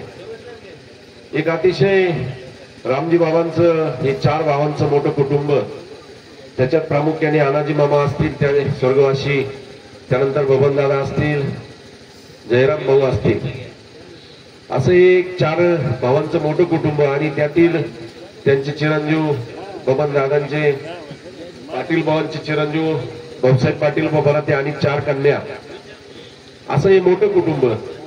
त्यात प्रामुख्याने भाऊसाहेब पाटील बराते हे व्यापारिक क्षेत्रात एक त्यांचं त्या मोठं नाव, या पंचक्रोशीत एक त्यांनी व्यापारिक क्षेत्रात मोठं नाव कमवलं. त्यांचे दुसरे पुतणे अनिल असतील किंवा राधाकिशन असेल, हे सुद्धा व्यापारी व्यवसायातूनच मोठे झाले. आणि वडील जरी आपले अशिक्षित असले तरी मुलांनी एक चांगला व्यापारी क्षेत्रात मोठा नावलौकिक कमवला. निश्चित 4ही कन्या चांगल्या घरांमध्ये दिलेल्या आहेत. असा आमचा हा बराते परिवार, आणि त्या परिवारातून पाटील भावांनी जाणं निश्चित एक मोठं दुःख त्यांच्या संपूर्ण परिवाराला आहे. म्हणून निश्चित पाटील बाबांना मी ग्रामपंचायत कोतुळ आणि कोतुळमधील विविध संस्थांच्या वतीने, व्यक्तिशः स्वर्गीय भाऊदाजी देशमुख प्रतिष्ठानच्या वतीने मी त्यांना अखेरची भावपूर्ण श्रद्धांजली अर्पण करून या ठिकाणी थांबतो. त्यांचे चिरंजीव भाऊसाहेब सामाजिक काम करताना असे चांगल्या पद्धतीने त्यांनी वाघापूरचं काम केलं. सरपंच म्हणून एक चांगली त्यांची प्रतिभा होती. व्यापारामध्ये सुद्धा एक चांगलं नाव कमावले. अतिशय चांगल्या परिवारातून बाबा गेलेत. निश्चितच परमेश्वराने त्यांच्या आत्म्याची संदेश प्रार्थना करतो. आणि माझ्या अगस्ती कारखान्याच्या सर्व सभासदांच्या वतीनं, जनलक्ष्मी परिवाराच्या वतीनं बाबांना श्रद्धांजली अर्पण करतो. थांबतो. जय महाराज. साहेब, हरिभक्त परायण आदरणीय ज्ञानेश्वरीचे गाडे अभ्यासक आचार्य अरुण महाराज फरगडे यांचं सुश्राव्य असं प्रवचन आपण सर्वांनी ऐकलं. या ठिकाणी बरेचसे मान्यवर आज या ठिकाणी उपस्थित आहेत. सर्वांचा नामोल्लेख शक्य नाही, परंतु जेवढे होतील तेवढे नामोल्लेख या ठिकाणी मी करतोय. प्रथमतः या वाघापूर गावच्या वतीनं आदरणीय सीताराम पाटील लांडे यांना विनंती करतो, त्यांनी या कुटुंबाचं प्रास्ताविक मांडावं. या ठिकाणी दुःखित अंतकरणाने जमलेल्या सर्व या परिवाराचे नातेवाईक, आप्तेष्ट, मित्रपरिवार, राजकीय, सामाजिक, शैक्षणिक, आध्यात्मिक हा सर्व या ठिकाणी मेळा या बाबांच्या दशक्रिया विधीसाठी, त्यांना तिलांजली देण्यासाठी उपस्थित आहे. सर्वांचे या परिवाराच्या वतीने मनपूर्वक स्वागत आणि आभार. या कैलासवासी, या ठिकाणी कैलासवासी पाटील बाबा रामजी बराते पाटील हे यांना 10 दिवसापूर्वी देवाज्ञा झाली. आणि ती अनंतात विलीन झाली आणि त्यांच्या दुष्क्रिया विधी या ठिकाणी आज संपन्न होतोय. त्या विधीच्या निमित्ताने ज्यांचे या ठिकाणी हृदयस्पर्शी आणि गोड असं सुंदर असं प्रवचनाद्वारे अमृतवाणीतून जे आपल्याला मार्गदर्शन केलं ते ज्ञानेश्वरी असेल, भागवत ग्रंथ असेल, रामायण असेल, महाभारत असेल, या सर्व ग्रंथांची शास्त्रांची गाढे अभ्यासक असणारे आणि आचार्य गुरुवर्य हरिभक्तपरायण अरुणजी महाराज यांनी या ठिकाणी सुंदर असं प्रवचन केलेलं आहे. त्याबद्दल त्यांना या परिवाराच्या वतीने आणि आपल्या सर्वांच्या वतीने त्यांच्या चरणी ऋण व्यक्त करूया आणि बाबांच्या चरित्रावर थोडं दोन शब्द बोलतो, थोडक्यात बोलतो. कैलासवासी पाटील बाबा यांचं चरित्र सांगताना एक तळमळ अशी वाटते की ही व्यक्ती कधी त्यावेळचा काळ होता, शिक्षणाला महत्व नव्हतं, शिक्षण अजिबातच नाही, लिहिता आलं नाही, वाचता आलं नाही, परंतु लहानपणापासून त्यांच्या गळ्यात असलेली पांडुरंगाची माळ आणि माळ म्हणून एक निष्ठावंत वारकरी, अतिशय प्रत्येक आळंदीची वारी असेल, त्र्यंबकची असेल, पंढरपूरची असेल, सगळ्या वाऱ्यांना जाणं बाबांनी कधी सोडलं नाही. अतिशय भाव त्या ठिकाणी परमेश्वरावर त्यांचा होता आणि ते परिपूर्ण असं जीवन जगले. जीवन जगले म्हणजे अगदी लहानपणापासून तर शेवटच्या क्षणापर्यंत, शेवटच्या श्वासापर्यंत त्यांनी प्रपंच केला, अतिशय कष्ट केले, जीवनामध्ये कष्ट आणि म्हणून त्यांनी प्रपंचामध्ये मनापासून कष्ट करून आणि आपला प्रपंच वाढवला. खरं म्हणजे हा मोठा परिवार, हे पूर्ण 4 भाऊ. 2 वर्षापूर्वी आनंदी बाबा गेले, नंतर पाटील बाबा, नंतर बबनराव, नंतर जयराम बाबा, अशी 4 भाऊ, 4 भावांची मुलं आणि त्या सर्वांचे नातू पंतू आणि बाबांना 2 मुलं आणि 4 मुली. एक मुलगा तो 5 वर्षापूर्वी आणि अपघाताने गेला. बाबांच्या जीवनात ते फार मोठं दुःख, तेही सहन करून बाबांनी आपला प्रपंचाचा गाडा सुरू ठेवला. 2 मुलं, मोठा मुलगा भाऊसाहेब, 4 मुली, जावई, नातू पंतू, फार मोठा परिवार.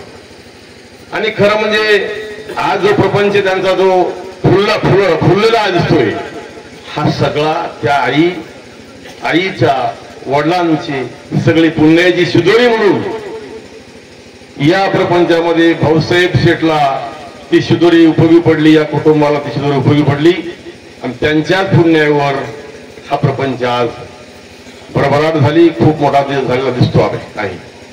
आणि म्हणून त्यांच्या या जाण्याने कुटुंबाला म्हणजे त्यांच्या मुलांना, मुलींना दुःख होणं साहजिक आहे.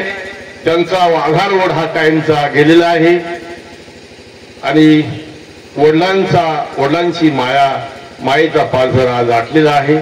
मातोश्री आहे, परंतु वडील गेलेले आहेत. म्हणून आता या ठिकाणी जास्त बोलून वेळ घेण्यापेक्षा मी माझ्या कुटुंबाच्या वतीने, संपूर्ण गावाच्या वतीने, गावातील सर्व संस्थांच्या वतीने बाबांना आदरांजली अर्पण करतो आणि त्यांच्या आत्म्यास परमेश्वराची शांती देणारच आहे अशी सर्वांच्या वतीने ईश्वराकडे प्रार्थना करतो, थांबतो. परंतु एक प्रस्तावना आपल्या पुढे एक अशी मांडतो की या ठिकाणी या तिलांजलीसाठी, दशक्रियेसाठी बाबांच्या अनेक पुणे जिल्हा असेल, नाशिक असेल, नगर असेल किंवा सर्व तालुक्यातील सर्व संस्थांचे अधिकारी, पदाधिकारी, आप्तेष्ट नातेवाईक सर्व या ठिकाणी उपस्थित आहेत. म्हणून यांना ज्या ज्या व्यक्तींना भावना व्यक्त करायच्या आहेत त्यांना विनंती अशी राहील की आपण 2-2 शब्दामध्ये आपली श्रद्धांजली, आदरांजली बाबांना अर्पण करावी अशी मी प्रार्थना करतो. थांबतो.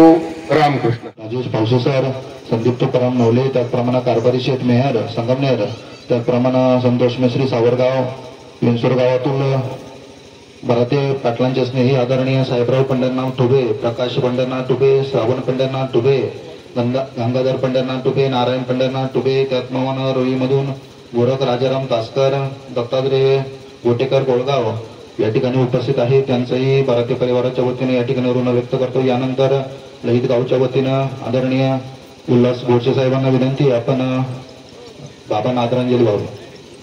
या ठिकाणी वैकुंठवासी पाटील रामजी बराते यांच्या दशकिऱ्या विधीनिमित्त जमलेले सर्व नातेवाईक, आप्तेष्ट, राजकीय सामाजिक क्षेत्रातील सर्व मान्यवर बंधू होतील. या ठिकाणी